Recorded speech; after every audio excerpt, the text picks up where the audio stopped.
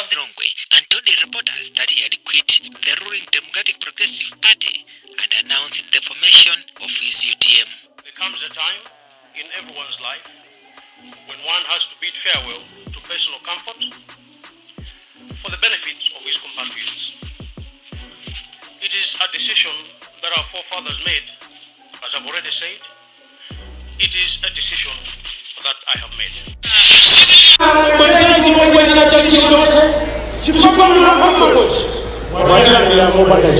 Considered as a great orator with some charisma, Chilima managed to turn his UTM as one of the people's favorites within a short period, and his political rallies attracted massive patronage.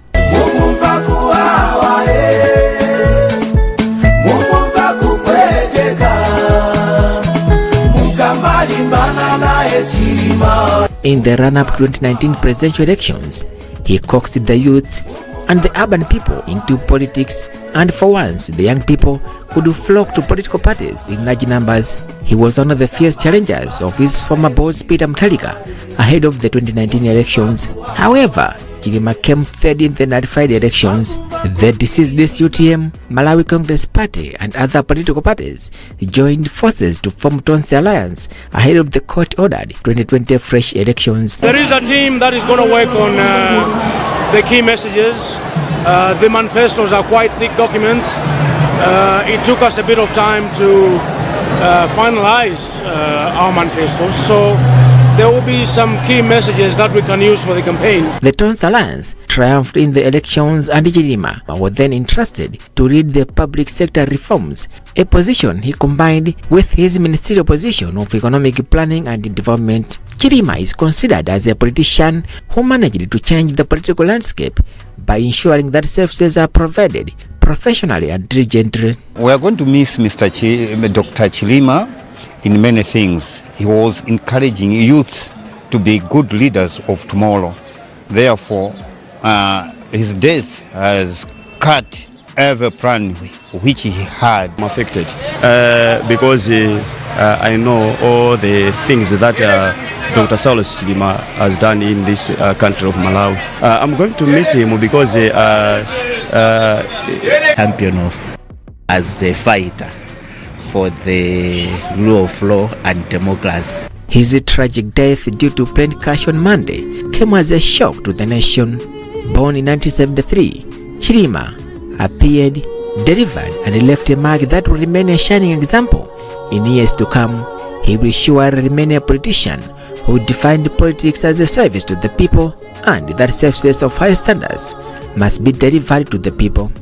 God be with you till we meet again.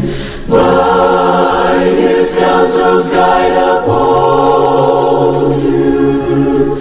With his sheep securely fold you. Malawians will also remember that Chilima and the 8 others were en route to Mzuzu, where Chilima would move on to Nkatabe for the burial of renowned lawyer, former Attorney General and Justice Minister Ralph Kasambara. People from all walks of life had converged at Chijere village in the district to pay their last respects to Kasambara, who passed away the previous Friday in Lilongwe. An autopsy disclosed that Kasambara died of a heart attack. First on Manyazi sent us this report from Katabe. Chilima's death brought in several conspiracy theories, with many Malawians calling on the government to establish commissions of inquiry into the plane crash. The first one was conducted by German aviation experts, but faced criticism as many people said it failed to address the circumstances that led to the tragic event. The report issued by the German Federal Bureau of Aircraft Accident Investigation provided insights into the mechanical or other factors that may have caused the aircraft carrying Chilima to crash in the hilly areas of Chikangawa in the northern region of Malawi. Among its findings, the report noted that the plane lacked both a cockpit voice recorder and a flight data recorder. It also stated that the aircraft's emergency locator transmitter was non-functional due to its battery having expired in 2004. The release of the report sparked widespread interest and criticism from various quarters of Malawian society. It was followed by another commission of inquiry President Lazarus Chakwera instituted to further probe the plane crash. Chakwera instituted the commission following public pressure and anger over the government's handling of the matter. The commission, which was led by Justice Jabbar Alide, conducted interviews with several officials over the matter and announced its findings to the public. Chakwera had ordered the commission to make known its findings to the public first, as Pempero Malimba reported from Lilongwe. According to the statement signed by NAP chairperson Benedicto Kondowe, for the inquiry to be credible, transparent and inclusive, the government should immediately include representatives from both the family and the UTM. He said their involvement is crucial to ensuring accountability, addressing all stakeholders' concerns, and fostering public trust in the investigation. NAP has also called for the prompt publication of clear terms of reference detailing the scope, timelines, and deliverables of the inquiry. Kondowe said this will provide structure to the process and promote professionalism throughout. UTM spokesperson Felix Njawala said in a written response that the party was not consulted on the selection of the team and no UTM member has been included in the inquiry. Njawala said the president's decision to establish a commission of inquiry into Dr. Chilima's plane crash after 4 months of public pressure is a welcome move. However, Njawala said the delay in instituting the inquiry raises questions about the speed of government responses to critical events, as timely inquiries are crucial for maintaining public trust. Of course, heated debate rages following Archbishop Thomas Luke Msusa's remarks that he finds the inquiry report not convincing enough. But despite the tragedy that had befallen the nation in June, life and matters of government had to go on. It started with legal experts advising President Chakwera that he had 7 days from the day of Chilima's tragic death to appoint a new vice president. On Thursday, June 20th, Chakwera told Malawians he had arrived at a decision. Through an announcement by Secretary to the President and Cabinet, Colin Zamba, Chakwera said he had settled for Chilima's deputy in the UTM, Michael Usi, who was at the time Minister of Natural Resources and Climate Change. Usi was sworn in as Vice President a day later at Parliament in the capital, Lilongwe. We gave you this report. I, Dr. Michael Biswick Usi, Dr. Michael Biswick Usi, do solemnly swear. Chief Justice Rezini Nsikamanda administered the oath, which officially sent Usi into the Vice President's office. Usi, born in 1968, becomes the country's 7th Vice President. Making his acceptance speech, Usi said he took the oath with mixed feelings because he has assumed the position following the death of Saulos Chilima.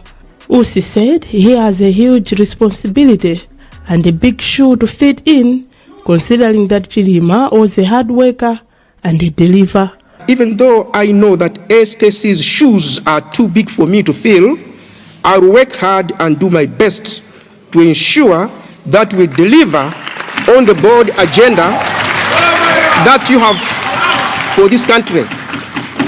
And I know that under your leadership, Your Excellency, I will thrive and succeed. President Lazarus Chakwera appointed Usi as Vice President on Thursday.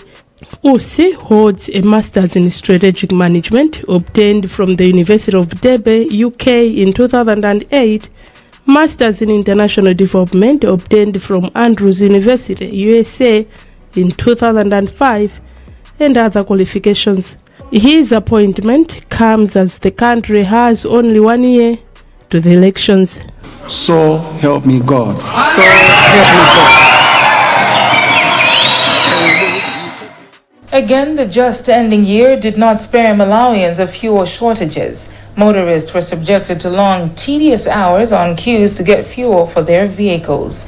The months-long fuel crisis affected service delivery, apart from leading to a rise in transport costs, as most service providers resorted to buying fuel from the black market at a high cost. At the height of the crisis, Government officials failed to come out clear as to when the situation would return to normal. Our reporters were monitoring the situation from major cities across the country. Manyazi reported on the situation from Blantyre.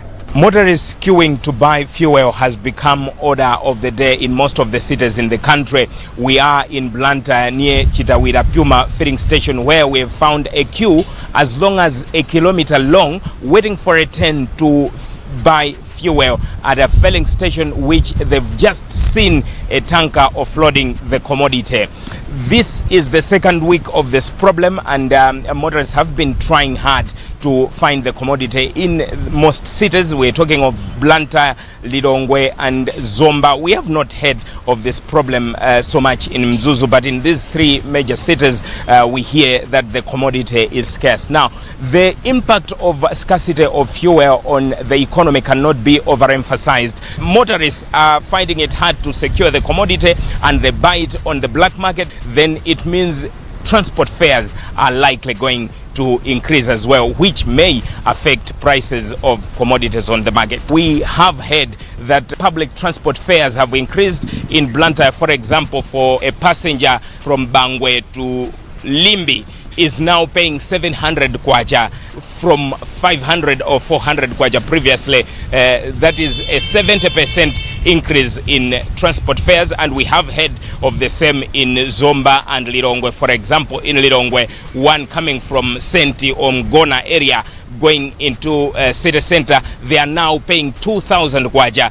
Initially they had to pay 1,500, and we just want to engage some of the motorists that are on queue here waiting to buy fuel, and hear how it is difficult for them to procure or refuel as it were since the onset of this problem. It hasn't been easy. You can see the situation and everything that is happening here. It just means people have we have the money to buy the fuel, but the fuel is not available.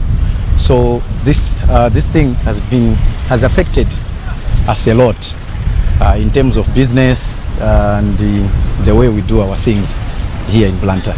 It has affected us hugely because right now I am here.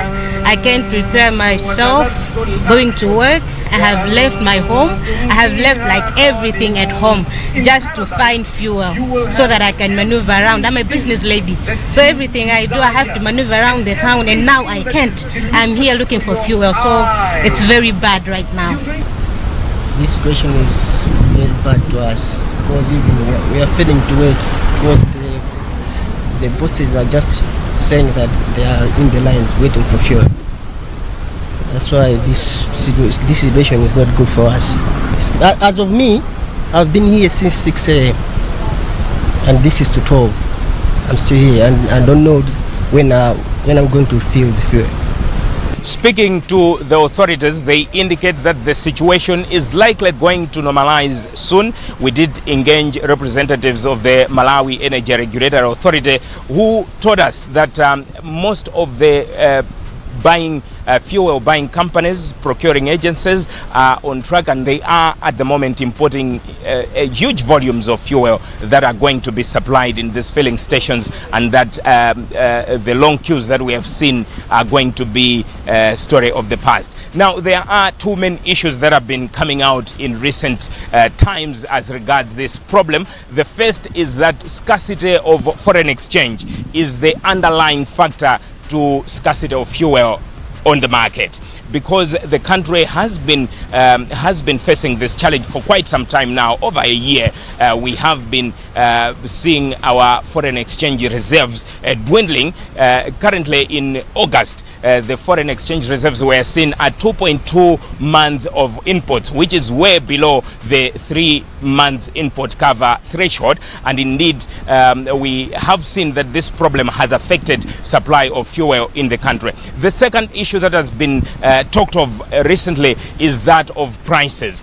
Experts have said that the prices of the commodity have been maintained. Petrol, we are talking about 2,530 kwacha, which commentators say is not the rightful price for the commodity, but the Malawi Energy Regulatory Authority indicate that the threshold for moving fuel prices remains a change in the landed cost by 5%. So if there is an increase by 5% to the landed cost, then the fuel prices are expected to rise. If there is a decrease of 5% in the landed cost of fuel, the prices are expected to decline. And indeed, there are developments in exchange rate that also affect the prices of the commodity. Despite that, we have seen changes in the exchange rate recently. The kwacha has depreciated against major foreign currencies. For example, in August, we are talking about a 0.02% depreciation to the dollar. But of course, since the last time that we saw fuel prices being reviewed, that was in November last year, when we experienced a 44% devaluation of the kwacha, we have seen some marginal depreciation of the kwacha. That could affect also the price of the commodity on the market. But as we speak, the prices have been maintained since November last year to present. There's been a lot of discussion on this matter, and we are yet to see if the Malawi Energy Regulatory Authority is going to review upwards the price of the commodity. We wait to see if what the Malawi Energy Regulatory Authority has told us, that the situation is going to normalize soon, will come to fruition. And we had this report on the fuel situation in the capital, Lilongwe. Upon arriving at Area 3 gas station, we encountered a lengthy queue of vehicles and motorcycles, all desperately seeking to refill their tanks. Some individuals shared that they had arrived as early as 4 a.m., but by 11 a.m. still hadn't managed to fill up. We spoke to frustrated motorists who urged the government to swiftly intervene in the fuel crisis, citing its far-reaching impact on their various businesses. One minibus driver who shared his ordeal with us lamented losing valuable business hours, highlighting the economic toll of the shortage. Just minutes after speaking with some motorists at the Total gas station in Area 3, a fuel attendant announced that the station had depleted its fuel supply. This news infuriated the many people who had waited for hours, leaving them to depart in frustration. Apart from the fuel crisis, the flagship Affordable Inputs program continued to be a headache for the government in the year ending. Various stakeholders, most notably the Parliamentary Committee on Agriculture, criticized the government over the handling of the program, which is critical to Malawi's food security. We had this report for you. Briefing reporters in Lilongwe on Monday, Minister of Agriculture Samu Kawale says 102,845 metric tons is being procured through the current budget, while the remaining 2,000 metric tons is from Kale overstocks. Kawale says the rest of fertilizers needed is in the warehouses of the companies selected to supply it, either in Malawi or in Beira. According to Kawale, in this year's growing season, the government just need to buy 64,130 metric tons, which includes 20,000 metric tons supplied by Revolving Fund of Malawi and 44,130 metric tons provided by the 19 private suppliers identified through the national competitive bidding. As we speak, we have over 39,000 metric tons of fertilizer, which some of it is what you are seeing behind. Some of the fertilizer is in Blantyre as well as Chilima, where the moment we finalize the payment modalities, we'll have access to that fertilizer and distribute across the country. Not only that, the companies will supply fertilizer that is in their warehouses, as well as over 140,000 metric tons of fertilizer, which is currently in Beira. We also have over 140,000 metric tons of fertilizer on the sea, ready to dock in Beira, Nagara, and Dar es Salaam, coming to Malawi for us to use. Parliamentary Committee on Agriculture Chairperson Samia Suleiman says it's a shame that the government is parading fertilizer that has not yet been paid. Agriculture expert Horace Piri says it's very concerning, but the people remain optimistic that the duty bearers will be able to find financing for the program. President Lazarus Chakwera is expected to launch the 2024-2025 AIP season next week, with details not yet revealed. Now, 2024 will also go down in history as the year Malawi lost some of the most influential people in the society, including music icon Soja Lucius Banda. On 30th June 2024, Malawians woke to the news that Banda had passed on in a South African hospital where he had been receiving treatment. The Soja of the poor, as he was popularly known, was laid to rest at his Sosola village in Balaka district. The nation was on Sunday dealt a heavy blow following the death of legendary musician Soja Lucius Banda. Lucius died in South Africa, where he was receiving medical attention. His wife confirmed of his death, saying he is gone.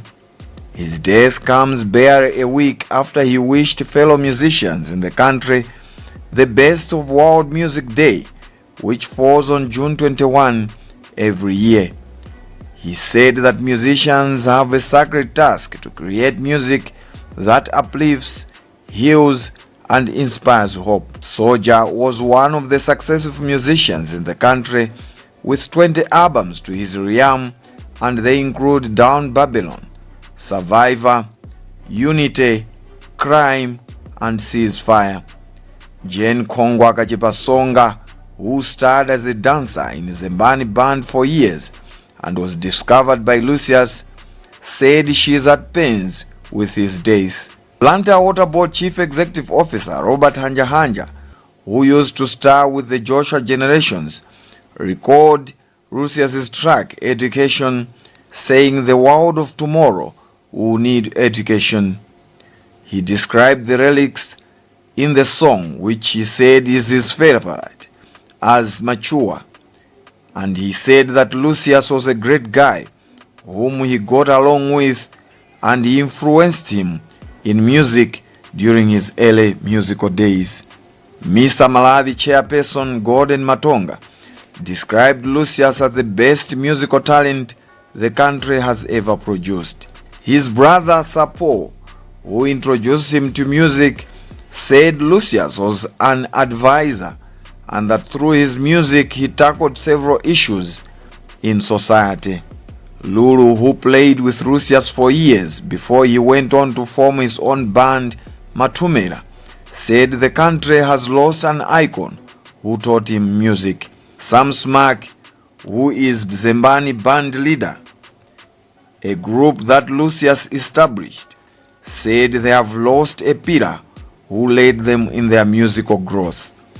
Lucius collaborated with several artists, and he was timely in his acts as he survived the changes in the musical landscape by working with the current generation of artists. Until his death, Lucius, who also served as Member of Parliament, hailed from Balaka district.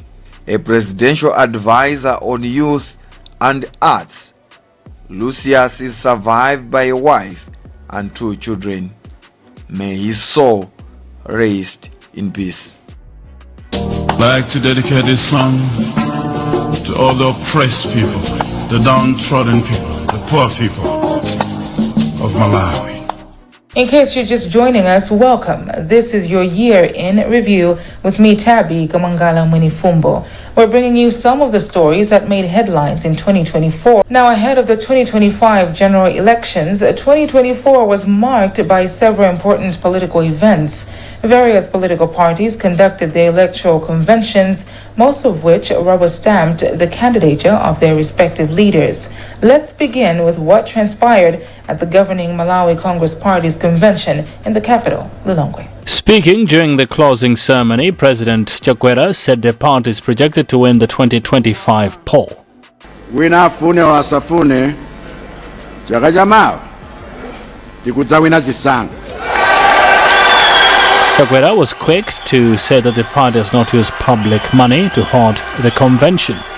He applauded the convention committee for a well-organized event. Chakwera also thanked members who used money realized from their businesses to fund the event. On his part, newly elected Secretary General Richard Banda has called on party members to unite and forge ahead as they prepare for next year's elections. The convention started on Thursday, and the most critical item on the agenda list was voting for the MCP National Executive Committee. From the MCP, let's now go to the Democratic Progressive Party, whose elective convention endorsed Peter Mutharika as its torchbearer for the coming presidential poll. Here is what we had for you. Hundreds of supporters, delegates and senior officials had already arrived at the Komanso Hall on Saturday ahead of the conference on Sunday. Former President Peter Mutharika will open the elective meeting on Sunday. Mutharika is expected to go unopposed on the position of the party president. DPP spokesperson Shadrack Namalomba says preparations have gone on well, assuring the public of a fair, peaceful and credible election. All party positions are up for grabs at the convention, apart from that of the president and vice president responsible for the northern region, in which former cabinet minister Japi Muhango will also go unopposed. Delegates to the convention will also elect officials to the posts of the party's vice presidents for the southern, central and eastern regions. Then there was the elective convention for the new kid on the block, the People's Development Party, PDP, which elected founding President Kondwani Nkrumah as leader and presidential candidate. Msonko said the meeting is scheduled for September 27 to 28 in Salima district. He was, however, quick not to reveal any plans to discuss issues of electoral alliances, arguing that the agenda of the meeting was yet to be set. The agenda of meetings of this nature are generated by the Central Management Committee and shared to all National Governing Council members by the Secretary General. That has not been done yet. Once that has been done, we should be able to share with you what is on the agenda in as far as this meeting is concerned. He also revealed that the party had agreed to hold regional elections on October 5, 2024. Commenting on the development, political analyst Wantafum Kuche said the development shows that the party is organized. Currently, parties are weighing the options of whether they should contest on their own or whether they should align themselves with the other parties. So I believe that is the main agenda. And from that meeting, we'll definitely see where PDP is going in terms of next year's elections. Later, the People's Party elected its founder, Joyce Banda, as the party's president and candidate. Banda, who is going unopposed, said the power to determine whether she should be on the ballot or not remains with the delegates. During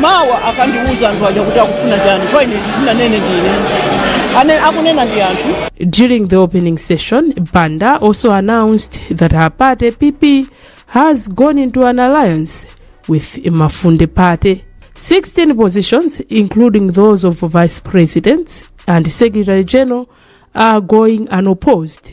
And at the Komanso Hall in Blantyre, the United Democratic Front elected Adubele Muluzi to the party's topmost position, leaving no doubt that he will represent it as a presidential candidate in 2025. We brought you this report. Adubele Muluzi has now retained the party's presidency. Muluzi claimed the position without a challenger during a national convention held at Komanso Hall in Blantyre.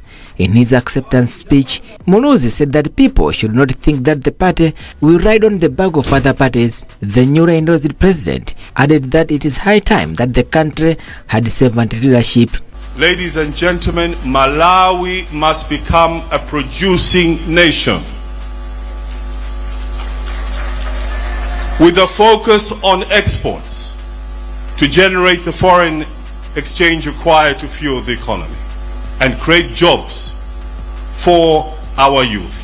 Outgoing President Rian Patero called on members of the party to borrow a leaf from veteran members of the party who sacrificed themselves for the benefit of the country. During the event, Patero, who did not seek re-election on the position, was named the party's chairperson, taking over from former President Bagiri Muluzi, who is now the party's patron. The senior Muluzi called for unity among people in the country, saying it is the foundation of which the party was formed. Representatives of different political parties such as Democratic Progressive, UTM, People's Transformation and others graced the event. Well, the greatest surprise in as far as the conventions could go during the year was brought by Dalitso Kabambe, who went on to beat party heavyweights to carry the mantle as UTM's new president and candidate. Earlier, Kabambe had dumped the DPP to join UTM, which had no elected leader at the time following the death of Saulos Chilima. Here is Sam Kalimira with what transpired at the convention in Mzuzu.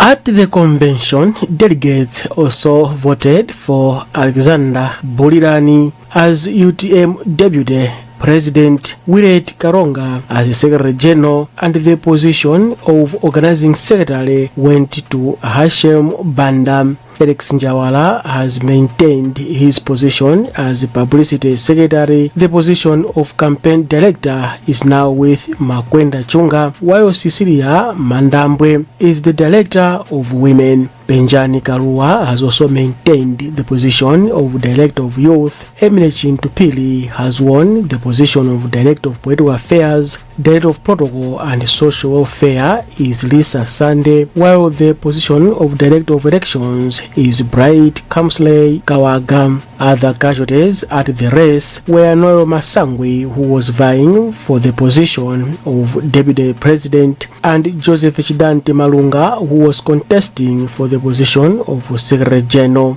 George Saonda, who vying for the position of Organizing Secretary, has lost, just as Norman Nyirenda, who wanted to be UTM spokesperson. 30 positions went unopposed. During the conference, delegates also agreed to change some sections of their constitution. Among others, they agreed that the party's vice president should be elected at a convention, a diversion from the previous setup where the party's president was choosing a running mate. UTM was registered as a party on September 21st in 2018.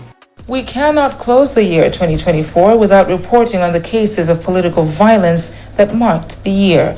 Unknown thugs armed with panga knives hacked some DPP supporters who had gathered at Mbowe filling station in Lilongwe for a political event. Police are yet to make any arrests 11 months down the line. In Dirande, some youth stoned an MCP convoy, causing injuries to some party supporters. Angry people also threw stones at President Jaguara's convoy in Chikwawa. And most recently, people carrying panga knives disrupted peaceful demonstrations by a civil society group and some political parties in Lilongwe in full view of the police officers. Pempero Malimba brought us this report from Lilongwe. In February this year, some DPP members who gathered at Mbowe filling station in Lilongwe for Brew Parade were attacked by unknown people and some were injured. DPP, through its spokesperson, accused the ruling Malawi Congress of being behind the attack. Police promised to launch an investigation into the matter.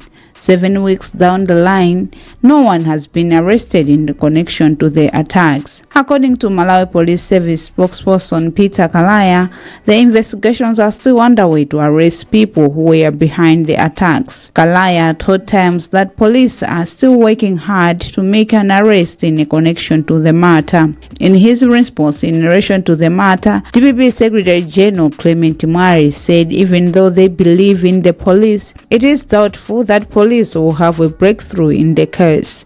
According to Malawi Police Service, a group of young people dressed in DPP attire were the ones who attacked DPP members near Lilongwe City Mall, where DPP members gathered for parade. In spite of various political and economic challenges faced during the year, the Malawi Electoral Commission (MEC) went ahead to register over 7 million people in the 3 phases of the voter registration exercise across the country. As we close the year, a supplementary voter registration exercise for those who did not register due to challenges with their national identity cards had just been announced. Daniel Zimba shared this update. Challenges during the initial registration phases, which ran from October 21 to December 11 included the absence of NLRB teams at some centers and delays in processing identification numbers for citizens who applied for registration. According to Ntalimanja, the supplementary voter registration that will be done in phases will specifically target individuals who were unable to register due to the unavailability of NLRB teams when voter registration began on October 21, 2024. Phase 2 and 3 of the registration will target citizens who applied for national identification during voter registration but did not receive their unique ID numbers in time. First of all, that for those eligible citizens in Phase 1 councils, if they were not able to present themselves and to access civil registration with the NRB following the court order, we need to ensure that we have made provision for those people to be able to register. Hence the supplementary registration for Phase 1 councils. NLRB Principal Secretary Mpatso Nsambo says the issuance of unique identification numbers for those who registered during the voter registration period is complete. We are coming in advance before MEC comes in for the supplementary voter registration. The reason is we would like to give such Malawians an opportunity to register and also ample time for NRB to generate the unique numbers and issue the national ID registration that will be used for voter registration by MEC. The decision follows a High Court order issued on October mandating the NLRB to ensure all eligible Malawians can register for the 2025 elections. There is more that Malawians will remember 2024 for, some good and others bad, like the death of some of the most prominent sons of the soil, the hunger that continues to threaten the lives of millions of Malawians, hiccups with the voter registration exercise, and most of all, the politics, being the year that heralds the 2025 general elections. But for now, that's all we had for you in this year in review. My name is Tabby Kamangala Munifumbo. Happy New Year 2025.